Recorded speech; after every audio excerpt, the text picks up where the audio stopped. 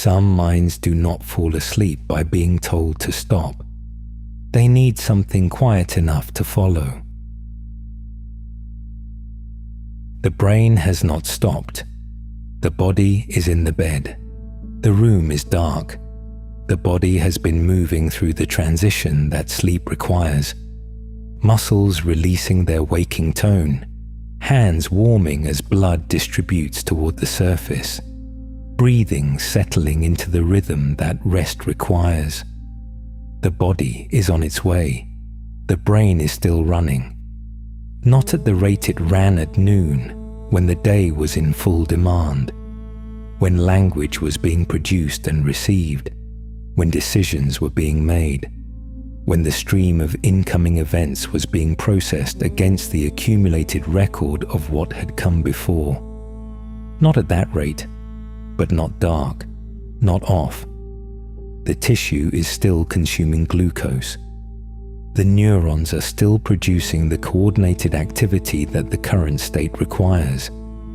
The blood supply to the brain continues at rates that, even in deep sleep, remain substantial. The brain never falls below a level of activity that requires continuous supply. What changes in the transition is not whether the brain is running. What changes is which parts are running, at what cost, and what they are doing. The transition is not uniform across the brain. The region at the front of the brain, the region behind the forehead, the prefrontal cortex, is the most metabolically expensive region the brain contains. This is a measurable fact. Imaging techniques that track glucose consumption across the brain's surface produce maps of which regions are using the most energy at any given moment, and in the waking brain engaged in the activities that waking involves: planning, language, the monitoring of one's own thinking, the evaluation of options, the suppression of responses that are possible but not appropriate. The prefrontal cortex consistently appears among the highest consumers. It is expensive to run. The blood supply to this region carries more glucose per unit of tissue than the blood supply to many other regions, because the region requires it. What this region does in waking is specific. It produces the capacity to hold a plan in mind while working through the steps required to execute it. It produces the capacity to evaluate a possible response and decline to make it. It produces the capacity to monitor what is being thought, not just to think, but to observe the thinking, to note where it is going, to redirect it. It produces the capacity to attend selectively, to keep some information in the foreground of processing, while other information waits. These capacities have costs. They require the sustained coordinated activity of many neurons, the maintenance of working representations across time, the continuous regulation of what is suppressed and what is allowed to run. In waking, these costs are paid continuously.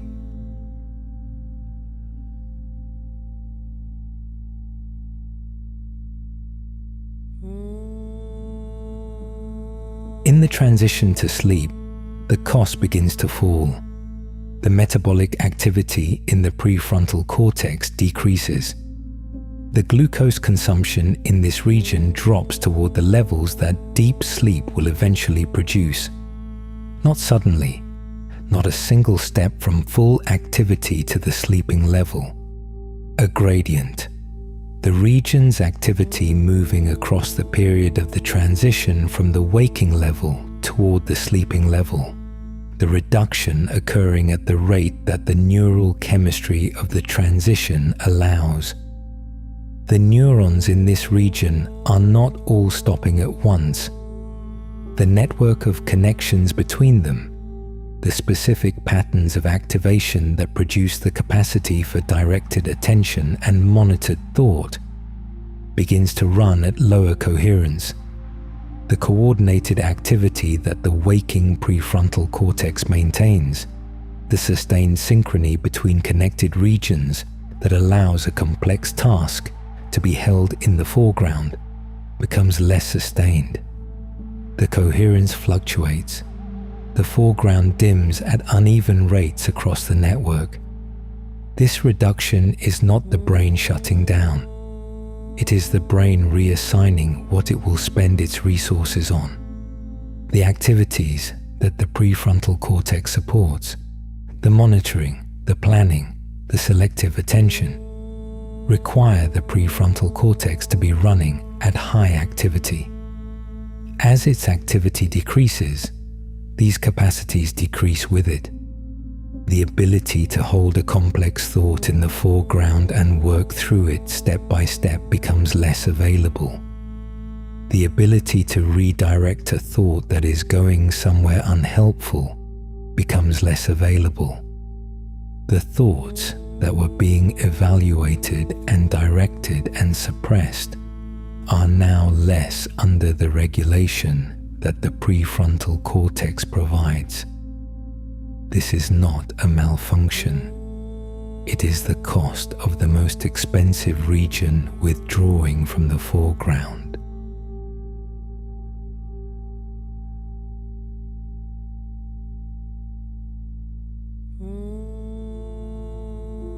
What remains is not silence. Other regions are still running. The regions responsible for processing sensory information, the visual cortex, the auditory cortex, the regions that process the signals arriving from the body, remain active at levels closer to their waking activity for longer in the transition. They are receiving less input because the body's sensory channels are providing less, and because the thalamus has begun to restrict what it forwards. But they are not off. The default mode network, the set of regions that becomes more active when the brain is not engaged in a specific external task, when the mind is wandering, when the processing turns towards self-referential thought and the construction of internal narratives, remains active through much of the transition. It does not withdraw as early as the prefrontal cortex.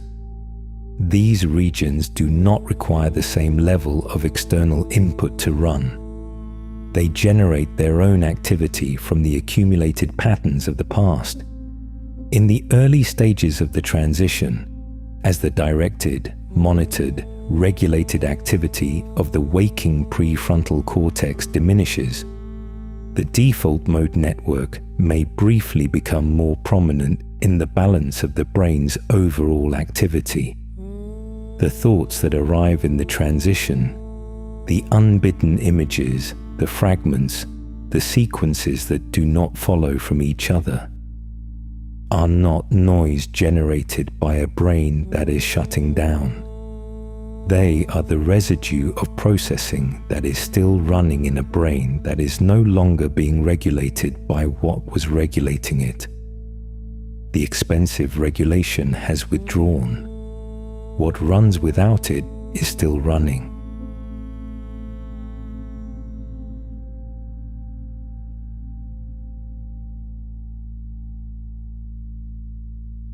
The pathway between the sensory organs and the cortex runs through the thalamus. The thalamus is a relay, a structure through which almost all sensory information passes on its way to the cortex. In waking, the thalamus forwards what it receives. The sound that arrives at the ear produces a signal. The signal reaches the thalamus. The thalamus forwards it to the auditory cortex. The auditory cortex processes it. The result contributes to what is heard. The thalamus is not passive in this relay. It performs some processing of its own, selects what to forward based on the current state of the system. But in waking, its primary mode is to forward. In the transition to sleep, the thalamus changes what it forwards. The change is not complete and not sudden. The thalamus begins to pass less of what it receives. The signals arriving from the sensory organs are reaching the thalamus at the same strength they were reaching it an hour ago. The room has not changed. The sounds have not changed. The small sensory input of the skin's contact with the bedding has not changed. What changes is how much of what arrives is forwarded upward. The thalamus reduces the relay. The cortex receives less of what the sensory organs are producing. The sounds that are still in the room reach the auditory cortex in reduced form, or do not complete the relay at all. The mechanical motion of the building, the ambient sounds of the street, the small adjustments the room makes at this hour. These signals are still arriving at the ear, still producing neural responses in the structures of the inner ear, still reaching the thalamus. At the thalamus, more of them stop. The relay that would carry them to the cortex and complete the processing that makes them events, identifiable sounds in specific locations, sounds that might require a response, is reduced. The room is present. Less of the room is reaching the cortex. The thalamus does not make this change because it has been instructed to. The chemistry of the transition, the building concentrations of the compounds that accumulate with sustained waking and promote sleep onset, changes the activity of the thalamic neurons, and the change in their activity changes what they forward. The relay is modulated by the same process that is modulating the rest of the transition.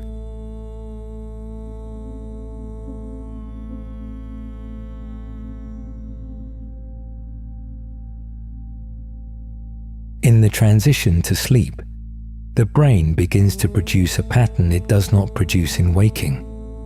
Brief bursts of coordinated neural activity, lasting half a second, perhaps a full second, appear in the recordings of the brain's electrical activity during light sleep.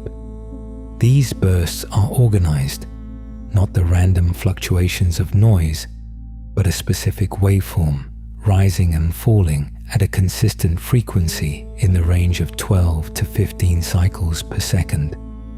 The pattern repeats through the night, more frequently in some stages than others, present through the hours of sleep but not present in waking. They arise from the same thalamic circuits that are changing what they forward. The thalamus is not simply reducing the relay. While it reduces the upward transmission of sensory signals, its neurons are producing a different kind of coordinated activity, a rhythmic pattern that the cortex receives and echoes, the two structures briefly locked into the oscillation that characterizes these bursts. The burst arrives at the cortex responds, the burst ends. The pattern does not continue into the next burst without a break. These are not silence. They are not the absence of activity. They are coordinated activity of a specific kind, activity that the waking brain does not produce, that appears as the transition from waking to sleep is completed and the early stages of sleep are running. The function of these bursts is not fully settled, but they appear to be involved in processing incoming sensory signals in a way that prevents them from producing full waking. A sound in the room arrives at the thalamus. The thalamus, instead of forwarding the signal upward in the way that would produce the full waking response, incorporates it into the spindle pattern. The signal is handled, but handled in the sleep mode rather than the waking mode. The brain is not asleep in the sense of having nothing to do. It is handling the incoming signals in a different mode. Breath enters, breath leaves. Between breaths, The air holds its density.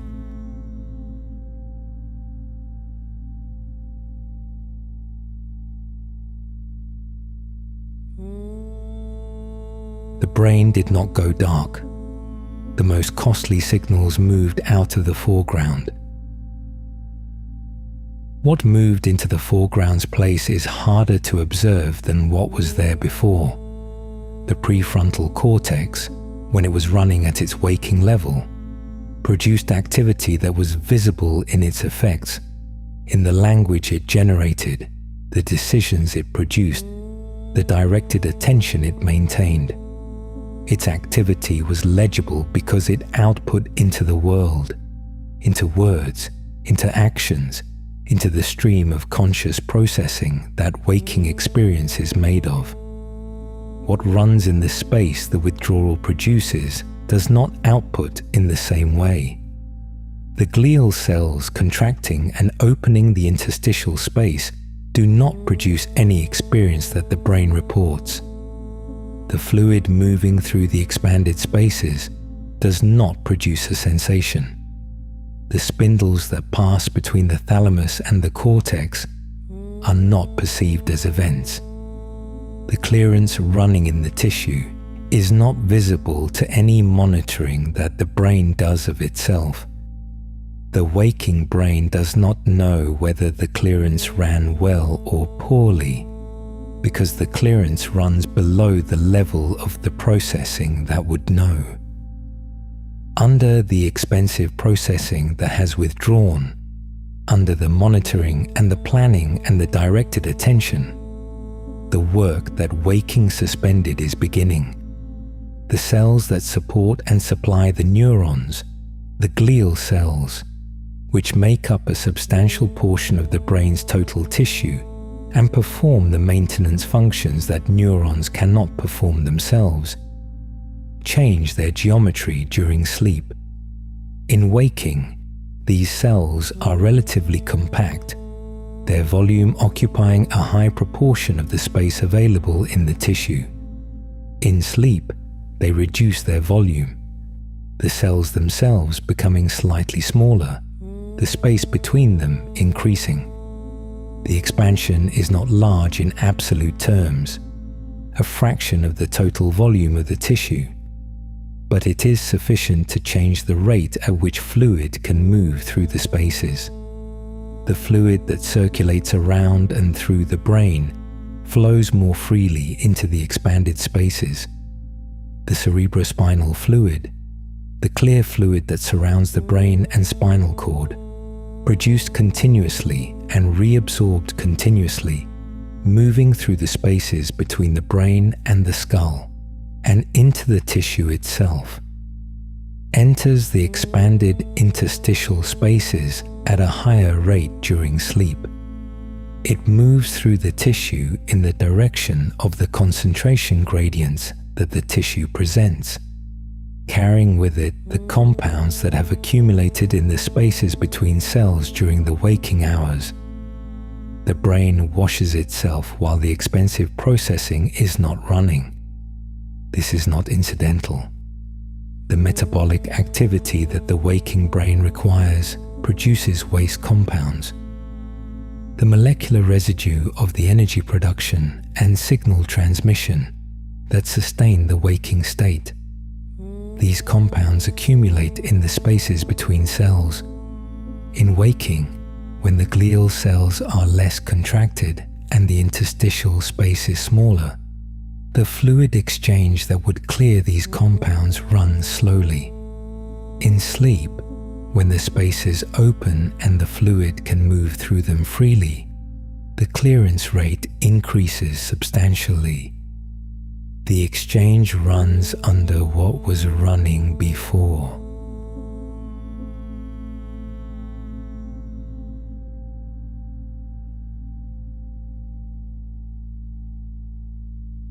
The prefrontal cortex is at reduced activity. The thalamus is forwarding less. The spindles that waking does not produce are appearing, brief coordinated bursts running between the thalamus and the cortex, at the rate the current stage of sleep produces, more frequent now than in the early transition, less frequent than in the deeper stages that will come later in the night.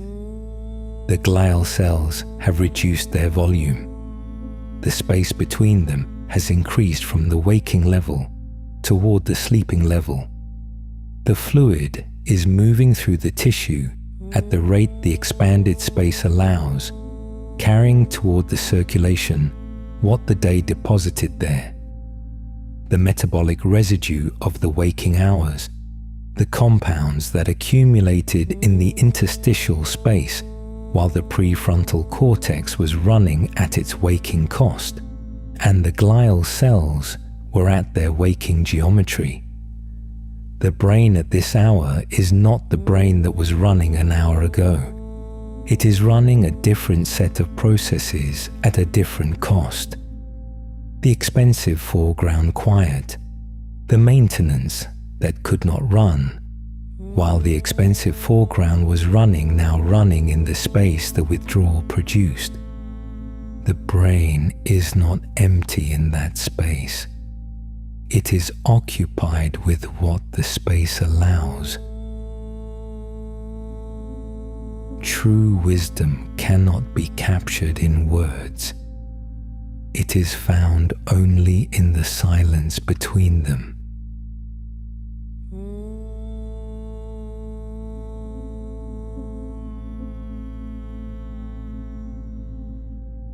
The room holds what the night produces. The body has crossed most of the thresholds that the transition required. The brain is in the early stages of the sleep state. The activity reorganized, the costly foreground withdrawn, the processes that require low metabolic activity now running in the low activity state, the withdrawal allowed. The room that is dark and quiet is receiving a brain that has reorganized toward this darkness, matching its state to what the room is offering. The foreground is not gone. It will return.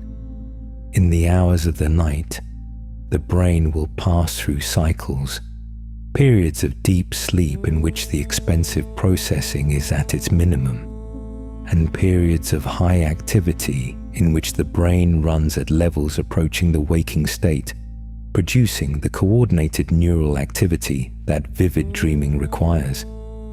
The foreground will return in those periods at a different kind of cost for a different kind of work. For now, it has withdrawn. In the space the withdrawal produced, the fluid continues to move. The glial cells continue to hold the expanded geometry that the sleep state allows. The fluid continues to carry through the spaces between the cells what the day's activity deposited there. The most costly signals are out of the foreground. Underneath them, the exchange continues. Breath enters, breath leaves. Between breaths, the air holds its density.